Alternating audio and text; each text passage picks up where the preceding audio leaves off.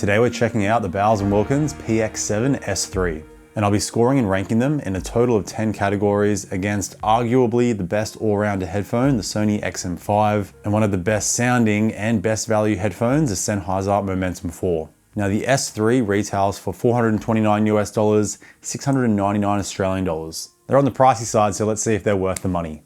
So let's get into category 1, build quality and fit. I'm scoring the S3 and XM5 of 9 out of 10, Momentum 4, 8 out of 10. So the S3 has the most premium build, followed by Sennheiser, then Sony. Sadly, all three headphones don't let you rotate them in for more compact storage. But the S3 has a nice fabric finish on the headband and the ear cups. The rest of the headphone has a sort of brushed metal finish. The headband adjustment is nice and tight, so it shouldn't budge out of place. The Momentum 4 and XM5 headband adjustment is a bit looser. But overall, you can just see the S3 looks and feels more premium. But it is the heaviest out of the three, weighing in at 300 grams. But the ear pads are nice and spacious, even for my larger ears. They're deep enough so my ears don't push on the inside, and they have the most cushioning on the headband. Momentum 4 and XM5s are okay, but not great. But when it comes to overall comfort, I say the XM5s are the best, followed by the S3, then the Momentum 4.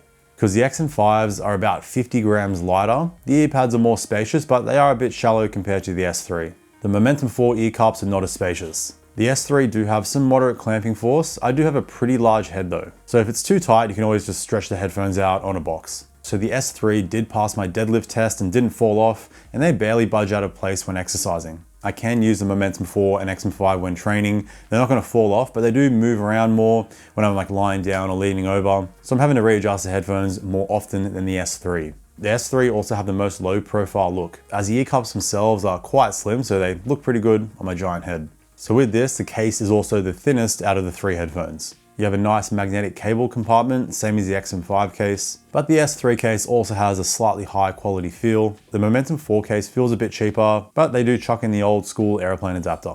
Only the S3 include a USB-C to USB-C cable. Sony and Sennheiser include USB-A to USB-C. Now, category 2 is battery life. The Momentum 4 get a 10 out of 10, XM5 and S3 an 8 out of 10. Since on both of those headphones, you get 30 hours of battery life with noise cancelling on. The Momentum 4 double that with 60 hours. In terms of fast charge, the S3 will give you 7 hours with a 15-minute charge, Momentum 4, 4 hours with a 5-minute charge, the XM5, 3 hours with a 3-minute charge. And all three headphones have some form of auto power off as well. Now, category 3 is controls.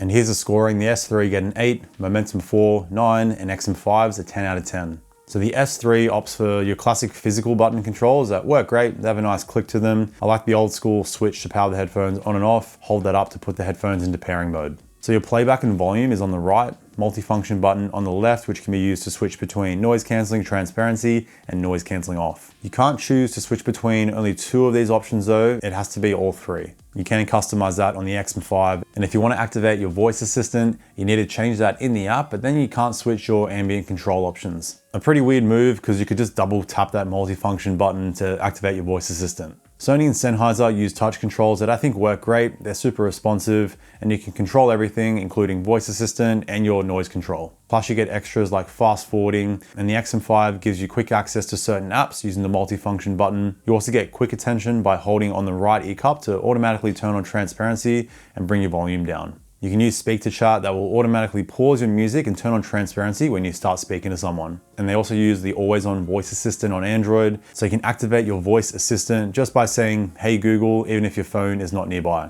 When you're on a phone call though, with the S3 and XM5, you can switch between noise cancelling, on, off, or transparency mode. With the Momentum 4, it'll automatically turn on transparency mode if you have that on in the app. If you turn that off, it will default to noise cancelling off when you answer a call. Then you can pinch the control section to increase the transparency strength, but you can't use noise cancelling basically. Now when it comes to wearing detection, the S3 has a sensor in both ear cups. So you can quickly take either ear pad off your ear, even just slightly off, and it will pause your music and almost instantly resume it when you put it back on. The Momentum 4 works the same, but only the right ear cup has a sensor. I did run into an issue with the S3 when I put the right ear pad back on my ear. Music wouldn't always resume, and I noticed when sometimes just adjusting the headphones, the wearing detection would activate. So turning the sensitivity down to low in the app completely fixed these issues. Now the XM5 has one sensor in the left ear and it works fine, but it's just not as responsive as the Momentum 4 or S3. Now onto category 4, connectivity. Here's all the scoring. Overall, it's pretty even for connectivity. So the S3 has Bluetooth 5.3, SBC, AAC, aptX Adaptive High-Res, and aptX Lossless. LE audio will be coming with a future update as well as spatial audio. Now the XM5 gives you LDAC high-res, the Momentum 4 just has aptX Adaptive.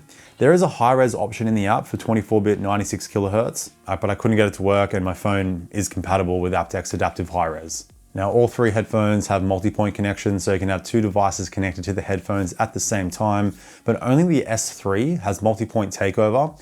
So basically you don't need to pause playback on one device before you play it on your other device, it'll automatically pause for you. On the XM5 and Momentum 4, you need to pause playback first before playing it on the other device.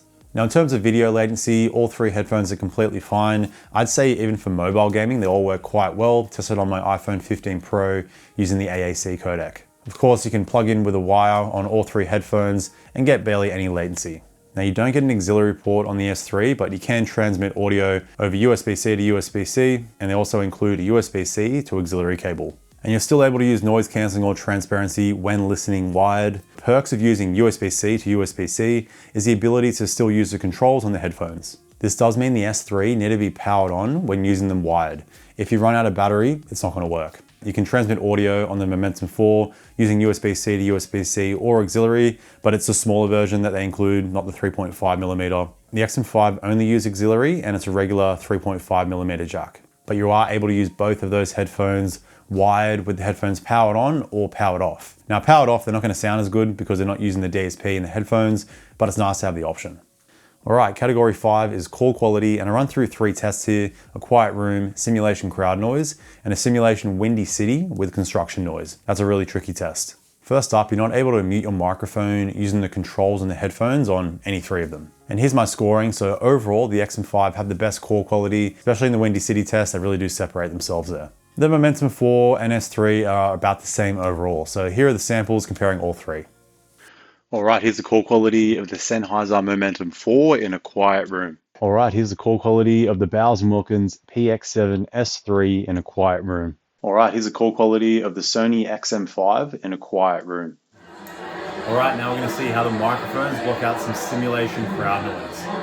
All right, here's the call quality of the Sennheiser Momentum 4 with some simulation crowd noise.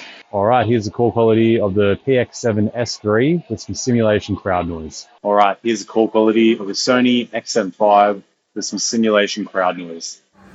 All right, now I have some city noise, some construction noise, and some simulation wind. All right, here is the call quality of the Sennheiser Momentum 4 with some city noise, construction noise, and simulation wind. All right, here's the call quality of the Wilkins PX7 S3 with some city noise, construction noise, and some simulation wind.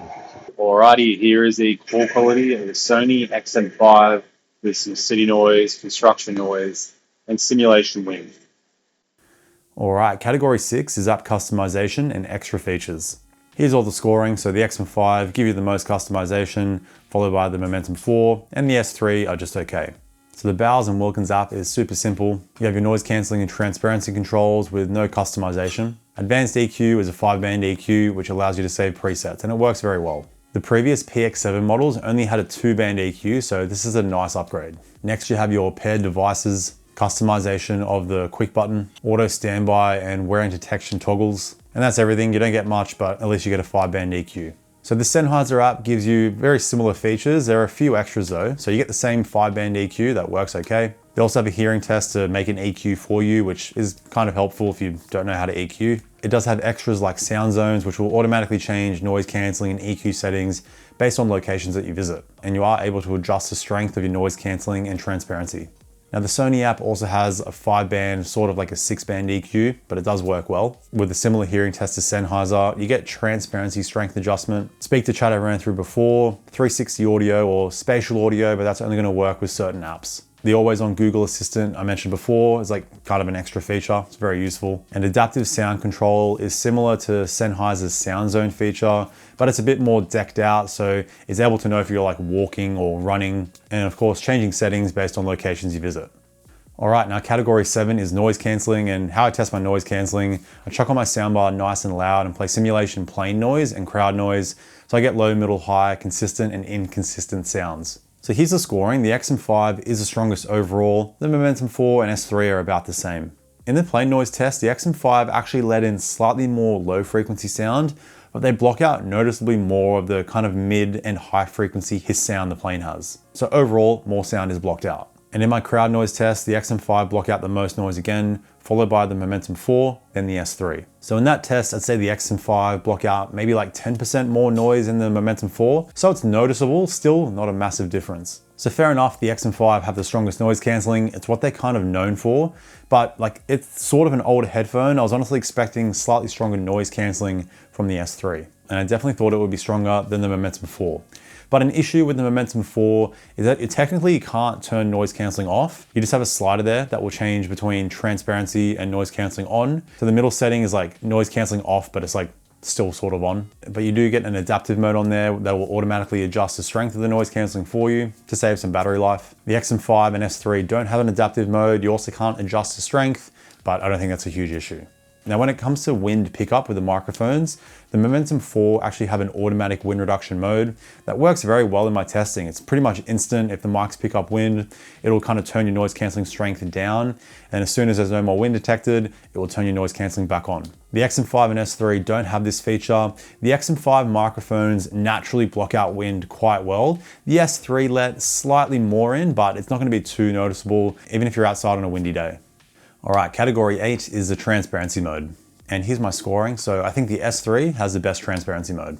I notice I have the best overall clarity when it comes to distant sounds as well as picking up voices. The occlusion is also quite low. So when I was speaking myself, I noticed my own voice sounded very natural with a minimal amount of like a blocked ear effect. The XM5 are a close second. They're still very clear, but I found the S3 a bit more natural with better clarity. The Momentum 4 are not great. I found it just overall slightly muffled. Like I could have a conversation with someone using the headphones, but it's going to be a little bit hard to hear what they're saying, especially if you're in a noisy environment. The only minor issue with the S3 is that you can't adjust the strength of the transparency in the app.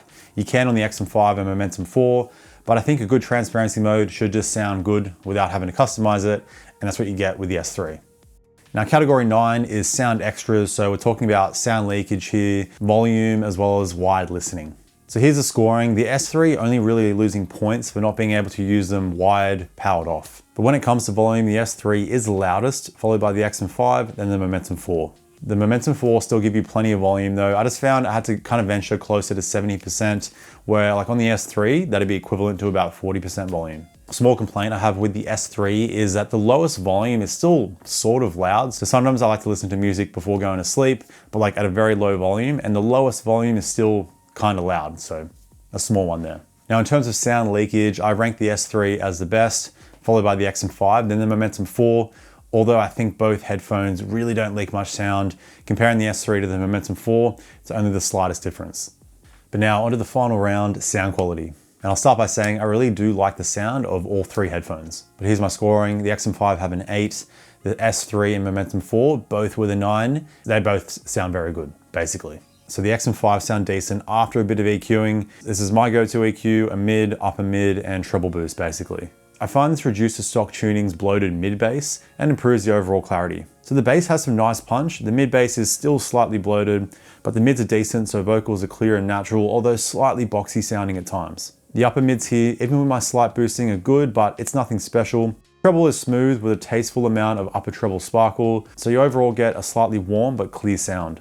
The Momentum 4 are the most natural sounding, and I like the stock EQ as it is. There is an emphasis on sub bass that can really kick in when the song has it ready to show. These headphones can really shake, but it's well mattered as the mid bass is dialed down a bit. I prefer a little more, so I found bass lines or the low end from distorted guitar a little bit lacking. And the emphasis on sub bass means you lose a bit of punch when it comes to kicks. But the mid range here is just really nice. Vocals come through clear, but incredibly natural at the same time. I find that vocals are just really well separated from other instruments, likely due to that clean mid-bass response. The upper mids also boosted nicely, so keys, synths, distorted guitars all stand out really well without sounding too over the top or forced. The treble, like the mid-range, is also just very well mattered, so details in those high frequencies cut through, and there's just enough upper treble sparkle. At the same time, you get no sibilance and it's never harsh. So comparing the Momentum 4 to the XM5, it's a pretty noticeable improvement in sound.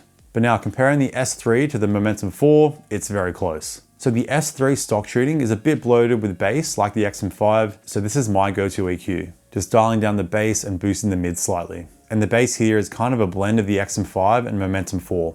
I find it's the punchiest out of the three. You also get a full mid-bass response that I prefer over the Momentum 4, but it's not bloated or over the top, but I do miss that sub-bass that the Momentum 4 has on offer. Now the mid-range here is decent, not quite as natural as the Momentum 4, but vocals are rich and do stand out nicely. But it's the upper mids and treble that really lets the S3 stand out. It's just a bit more direct, so I'm noticing more detail with the instrumentation, especially with orchestration, distorted guitars and keys. But I did notice that some instrumentation like percussion, especially toms, stand out a little bit better on the Momentum 4. So the S3 do come across a bit brighter than the Momentum 4, but I definitely wouldn't call it a bright tuning overall. And even though the S3 has some better detail at times, I found the Momentum 4's natural tuning still allows for a very similar instrument separation. And vocals are better separated on the Momentum 4. So you can see why it's very close there. I think it comes down to personal preference. Do you like that kind of slightly more direct sound the S3 has, or that kind of more laid back natural tuning of the Momentum 4? But that wraps up all 10 categories, and here are the final scores. So the S3 is just in last place by like 0.75. The Momentum 4 is second, and the XM5s are in first place. Now this scoring won't really make sense for everyone. That's why I have a custom scoring spreadsheet linked below, so you can actually customize each category to favor certain categories that matter more to you. So overall it's pretty close, but I think the Momentum 4 are still one of the best value headphones you can get. And the XM5 are definitely a great all-rounder if you don't mind bringing down your sound quality slightly, although I think they still sound pretty decent. We've got to keep in mind the standout features of the S3 is the build quality, that comfortable fit, slim design, the best transparency mode, and nice detailed sound. They've got a lot going for them, although the noise cancelling is not great and the customization also needs a bit of work. They're also the priciest, so if their sound quality resonates with you, they might be worth it for you. But for more on Bowers & Wilkins, be sure to check out my PI8 True Wireless Earbud review. They're my favorite sounding True Wireless Earbud and probably my favorite sounding audio product I own right now. So check out that video right here. Thanks for tuning in, stay picky, and I'll see you in the next one. Bye now.